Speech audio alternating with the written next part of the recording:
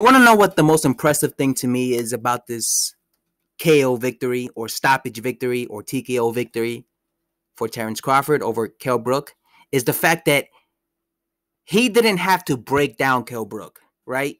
Kell Brook's two only losses were against obviously Gennady Golovkin and Errol's the Truth Spence. But in both of those losses, he lost because he was broken down, right? Gennady Golovkin was the naturally bigger guy. He broke down and bullied the smaller Kell Brook in that fight. And he eventually really I think he fractured one of his it was either his right or his left orbital bone, and that's what caused the stoppage. It was Gennady Golovkin bullying and beating up the smaller Kell Brook. Errol Spence Jr. also stopped Kell Brook, and guess what? Just like Golovkin, he broke down Kell Brook, right? He imposed his size. He imposed his size against Kell Brook, and he bullied him, right?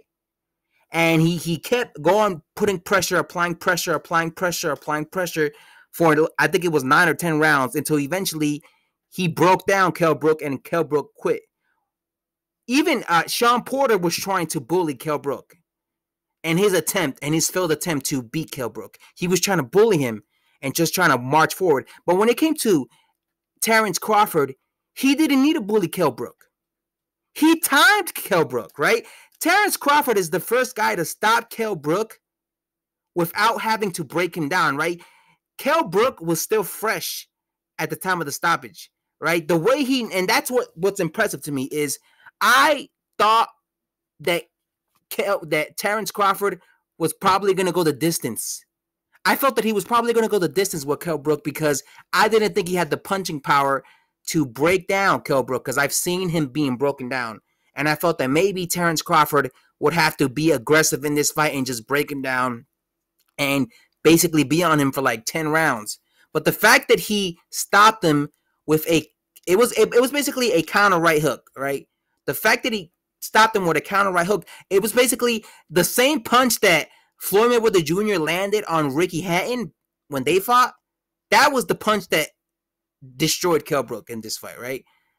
The fact that he didn't have to break him down, because he didn't have to break down Kell Brook. The fact that all he had to do was time Kell Brook, and just by doing that, he was able to seriously hurt Kell Brook, to the point that Kell Brook had no idea where he was, to the point that Kell Brook looked at his trainer and was like, what happened, right? His equilibrium was all over the place, right? He didn't know what the hell hit him.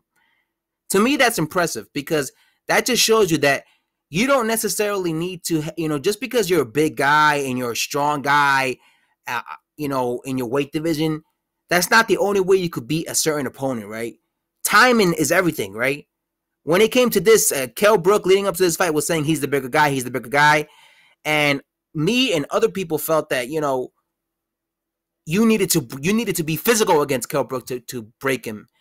But it just goes to show you, Terence Crawford is not the biggest welterweight. He's a small welterweight. This is a guy who turned pro at 135, right? He's not a natural welterweight. He's a guy who turned pro at 135. He's fighting 2 weight divisions above his starting weight class when he first turned pro. So it goes to show you that you don't need to necessarily be the biggest guy in your division to win fights or knock guys out. Terence Crawford is not as big or is not as strong as Errol Spence Jr. or Gennady Golovkin. Yet he was able to stop Kell Brook quicker than Gennady Golovkin, who's a fucking middleweight, and then Errol Spence, and he was able to stop Kell Brook quicker than fucking Errol Spence Jr., who really is a middleweight, who basically goes down to welterweight. And he's naturally smaller than these guys.